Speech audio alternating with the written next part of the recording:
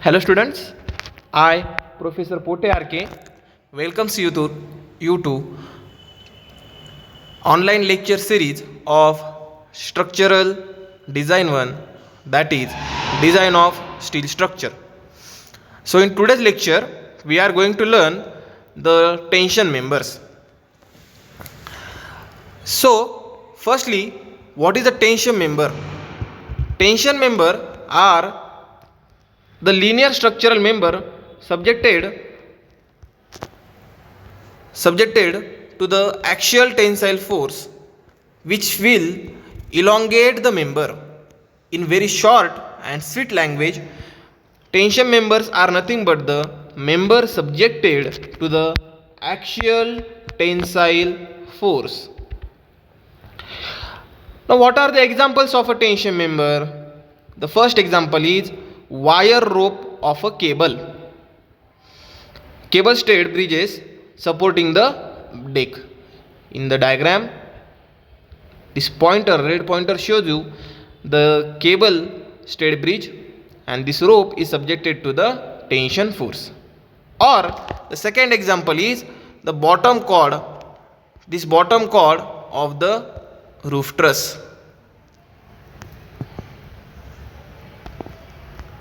This bottom cord of the roof truss is the tension member. Then, as the member is subject to the axial pull, it elongates and does not buckle. Therefore, we need not to classify the type of the section in the case of tension member. At very first, we must know which cross sections are being utilized for the designing the tension member. The first cross section element is solid threaded rods. The second member which we utilize is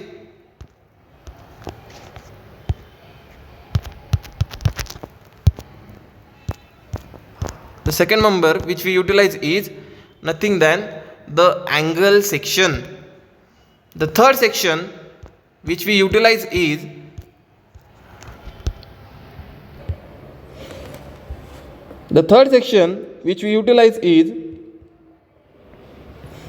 cables.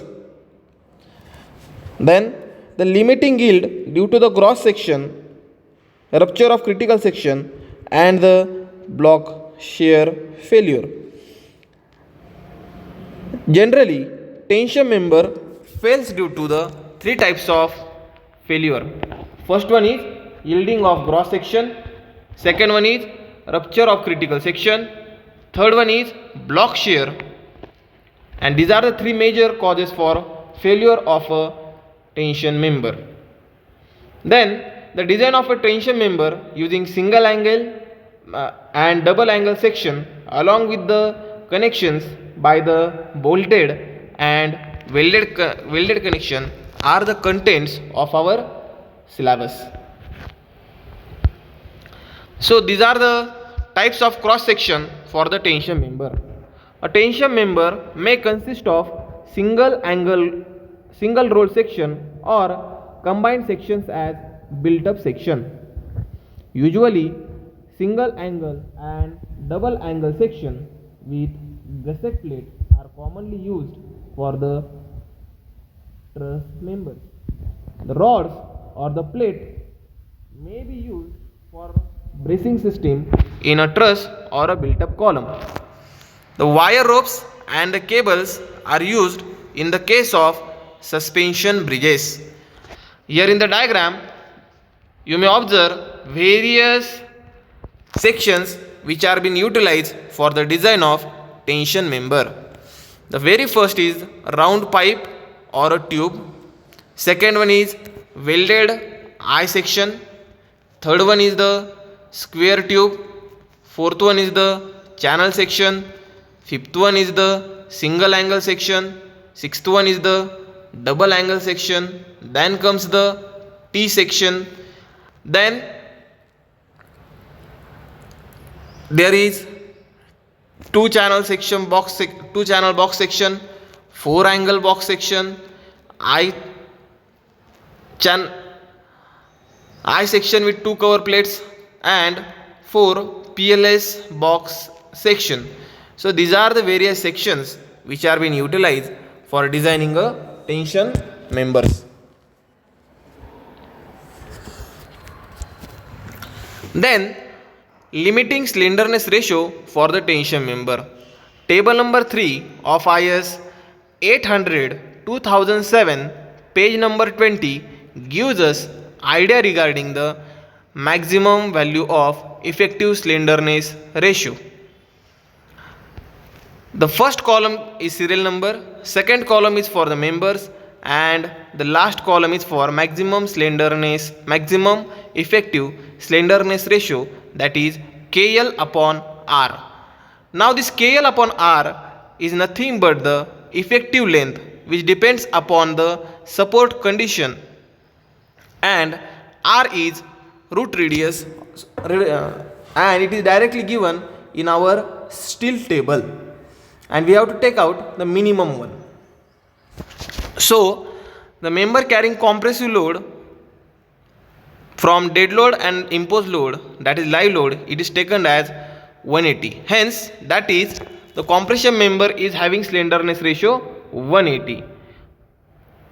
Then the tension member in which reversible or direct stress occur due to the load other than the wind or the seismic load, that time the maximum effective slenderness ratio is 180.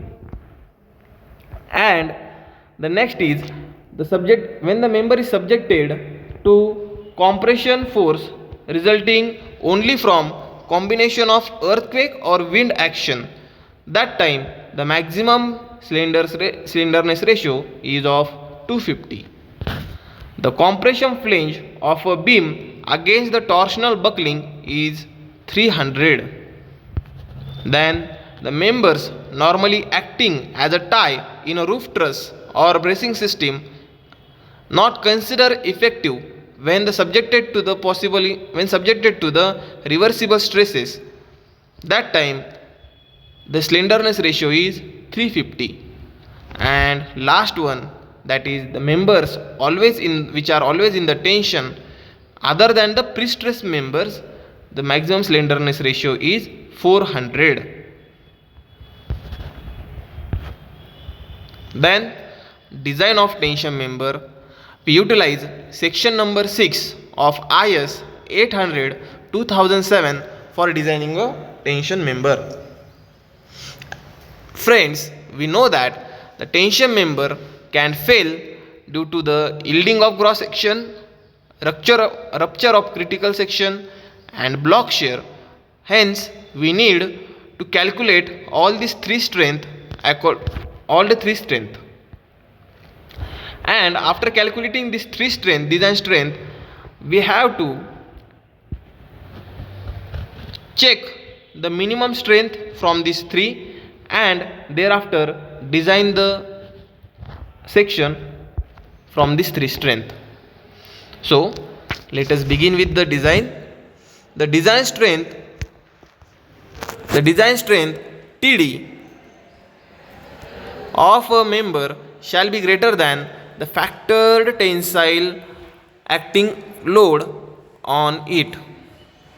That is, TD is the design tensile strength of the member, and TU is factor load which is acting on that member.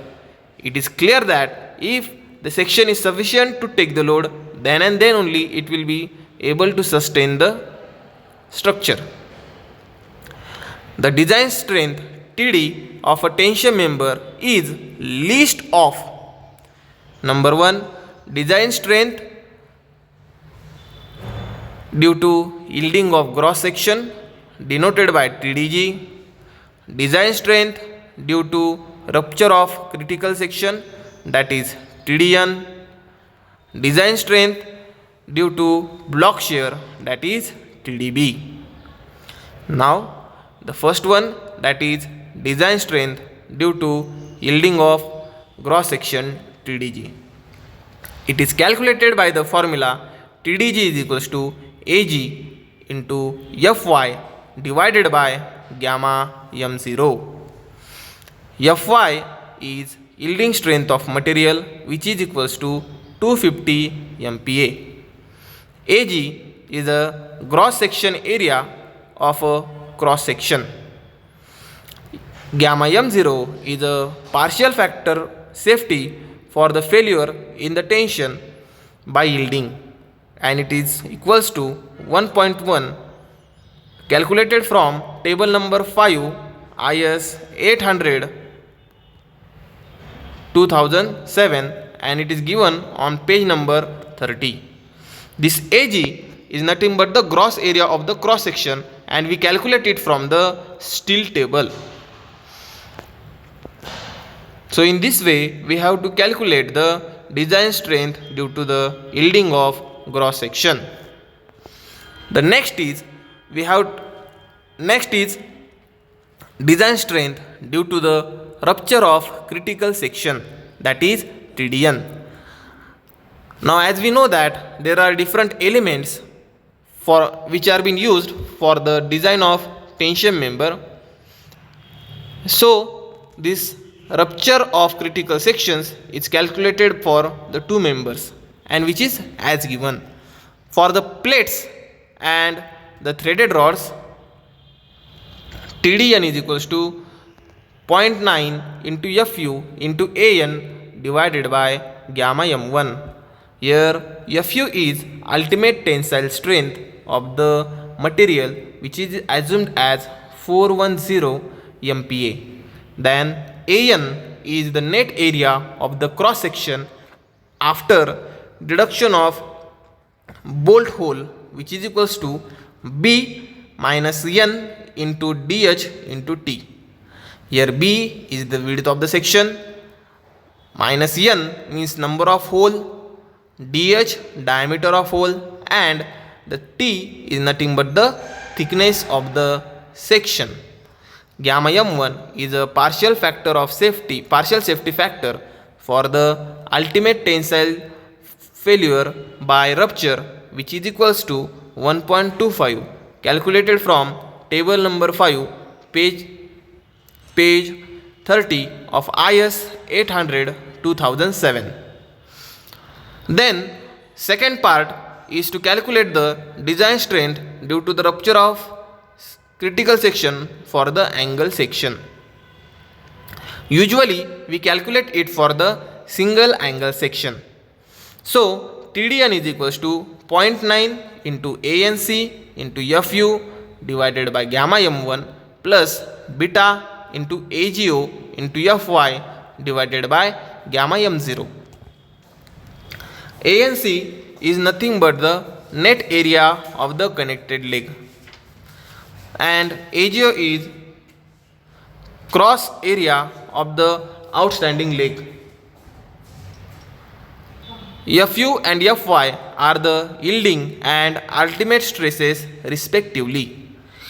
Here beta is calculated by the formula 1.4 minus 0.076 into W by T into Fu by Fy Bs upon Lc, and this is less than Fu up into gamma m0 divided by Fy into gamma m0, but value of beta should be greater than 0.7.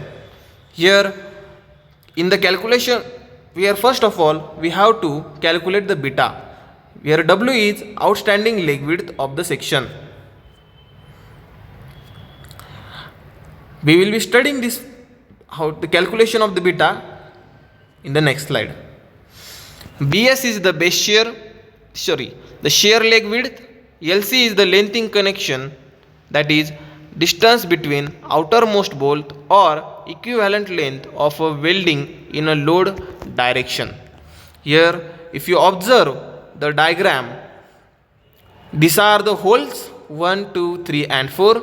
Lc means distance between center of first hole up to the last hole. Then Bs varies case to case. In the case of bolted connection, Bs is equals to W plus W1 minus T. W1 is the length of unconnected leg plus W1 is the length of W1 is the length distance between the center of the bolt up to the end of the section. And in the case of welded connection, BS is equals to W and T is the thickness of the leg. By substituting T is the thickness of the angle section.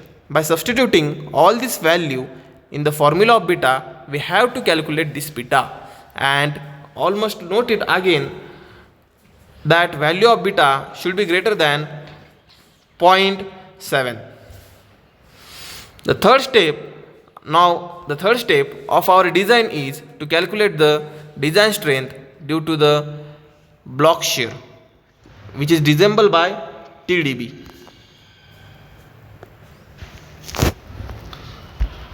Design strength due to block shear TDB. The failure of the end connection as unit along the center of the bolt hole in the tension and the shear plane is called as block failure or a chain failure. The block shear TDB is a list of the given below. Dear friends, we have to calculate 2 times the block shear, that is TDB1 and TDB2. Here TDB is minimum of TDB1 and TDB2. TDB1 is equals to AVG into Fy upon root 3 gamma m0 plus 0.9 ATN into Fu upon Fy upon gamma m1, and TDB2 is 0.9 AVN into Fu divided by root 3 gamma m1 plus ATG into Fy divided by gamma m0, where AVG and AVN are minimum gross and net area in the shear along the line of transmitted force respectively. ATG and ATN are minimum gross and net area in the tension for the hole to the toe of the angle perpendicular to the line of transmission. Here this is the tension area denoted by the red dotted line. E is the edge distance, P is the pitch distance, and the shear area is on this side. The tension area and the shear area along the direction of the loading. So dear students, these are the design steps for the tension members. In next lecture, we will be studying the numerical on the design of tension member. Till then, keep watching and subscribe the channel. Thank you.